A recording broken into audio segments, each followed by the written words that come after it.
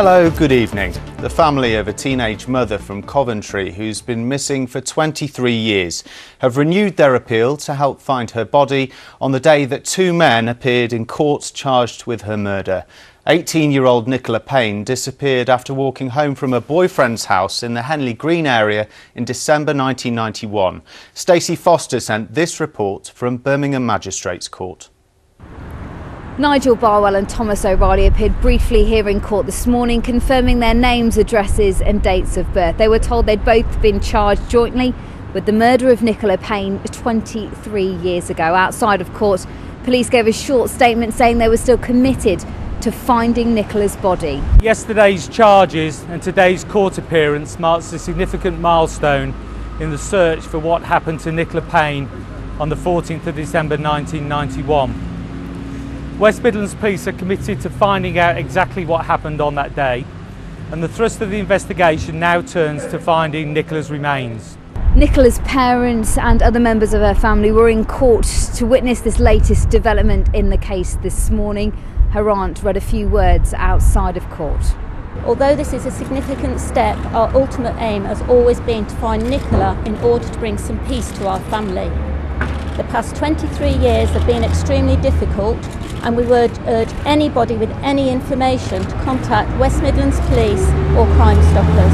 Thank you. Both defendants were remanded into custody and will appear at Birmingham Crown Court on Friday. Stacey Foster, ITV News.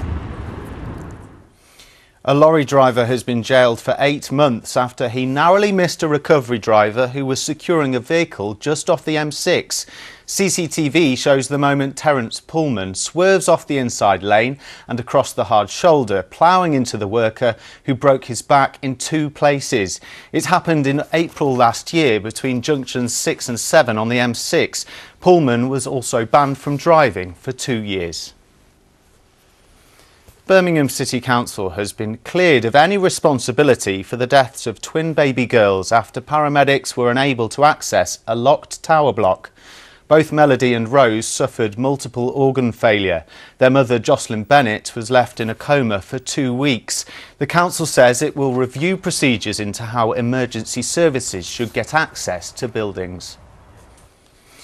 The Health Secretary has come under fire from Labour after new criteria was issued by NHS trusts in the West Midlands about when they can declare a major incident. Earlier this year, several hospitals in our region used the measure to free up beds and staff to cope with patient numbers. The Shadow Health Secretary, Andy Burnham, blamed the government of political interference, but Jeremy Hunt said it was nothing to do with his department. As confirmed by NHS England this morning, this was an operational decision. It was nothing to do with ministers. This was the local NHS doing its best to get good guidelines out in a tough winter. Now, next tonight, a battle over an ancient windmill, historic countryside and the modern need to provide more housing. A council wants to create a new town and land for Jaguar Land Rover to expand, but some locals say it'll be a scar on the landscape. Mark Goff reports. High above the Warwickshire countryside is Chesterton Windmill. It's been here since 1632. And it's one of the ancient architectural treasures of the Midlands. But now it's at the heart of a battle royal over the need to build more houses in the countryside and of the locals' wish not to blot the landscape. They say it isn't the windmill which is at risk from the new housing, but the view from here. Because over in the distance, Stratford District Council says it needs to build 3,000 new homes. Stratford Council says the area needs more housing. The protesters don't dispute this. What they do dispute is putting them here. This is an asset which is truly unique in the way that many aren't. There is no other windmill like this. Its setting is an important part of what makes it an important feature in this particular area.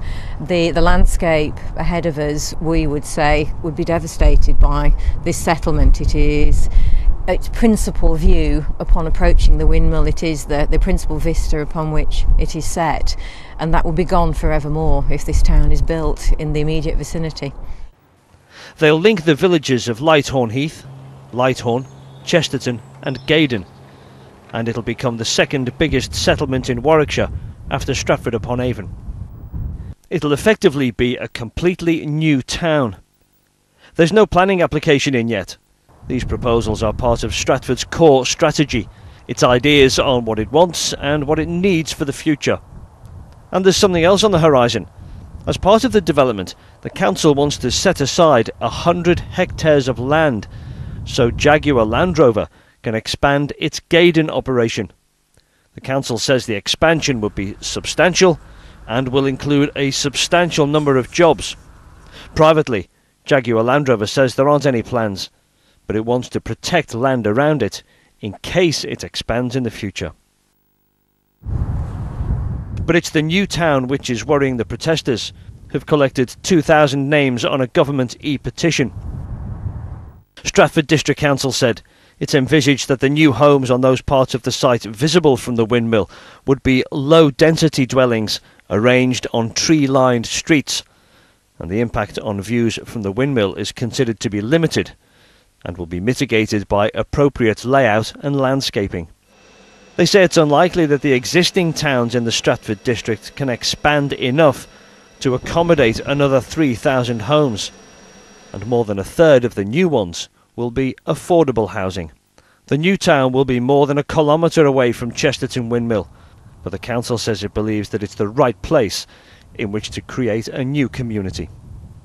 If approved, houses could be built here in the next decade, but not without a fight. Mark Goff, ITV News, Warwickshire. On to sport, and Walsall are going to Wembley for the first time in their history for the final of the Johnstone's Paint Trophy. A goalless draw at home to Preston was enough to see them through over 2 legs after winning the first match 2-0. Manager Dean Smith expects it to be a huge day for the town. Matt Ratcliffe reports from the Banks's Stadium.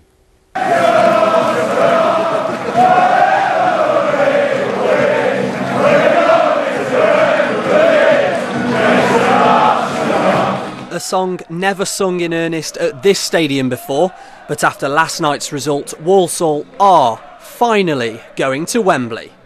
It means an awful lot. I think you could see from the reaction from the supporters. 10 days before the game it was sold out, and the reaction after was brilliant, and it just came home to me how much it means to a lot of people. There's a lot of really good people at this football club who work here and who support it, and it means an awful lot for them to get to Wembley. I'm very proud to be the one that can lead them out at Wembley for the first time in their 127-year history. Walsall have tasted success in finals before. They won promotion to the old Division 1 through the playoffs, but that was at the Millennium Stadium in Cardiff. Wembley is just that little bit special. Massive for the fans, dream come true for everybody at the club. 127 years away for this, so it's massive. Yeah, never been to Wembley, looking forward to go. It's first time for everything, so it should be good. It's a big thing for Walsall, really looking forward to it. I hope they do well. It was a proud night for Walsall and for the Black Country and the club. It's nice to see them making some money and all that, and having a good run and all that. It just means everything, obviously. A number of people that are going to be going to Wembley. We said, like, if Walsall ever get to Wembley, I'll go to Wembley, and there'll be thousands down there. It'll be a fantastic day out. I think that their name's written on the cup. Just have a feeling about it. Their name's written on the cup. Sales at the club shop have already received a boost after last night's win in front of 9,000 supporters. They'll be playing in front of many more than that at Wembley. Tickets go on sale a week on Friday, and fans will have to be quick to snap up the 20,000 initially available. The club will be hoping that the same level of support can back the team to a promotion push late on in the season. Matt Ratcliffe, ITV News, Walsall. Exciting time for Walsall then. Well, it's time now to have a look at the weather forecast, and here's Emma Jesson with the details.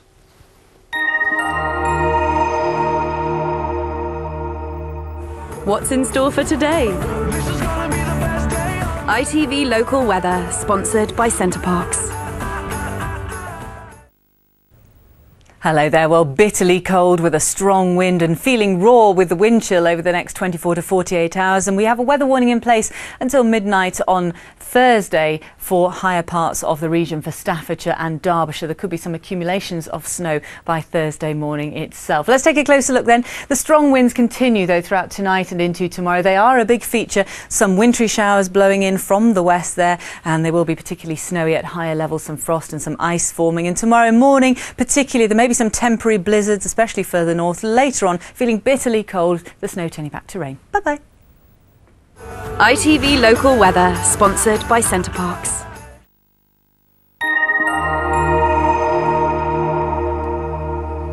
Well, that's all we have time for tonight. We'll be back within Good Morning Britain from 6 tomorrow morning. In the meantime, there's always the website. For now, though, enjoy the rest of your evening. Goodbye.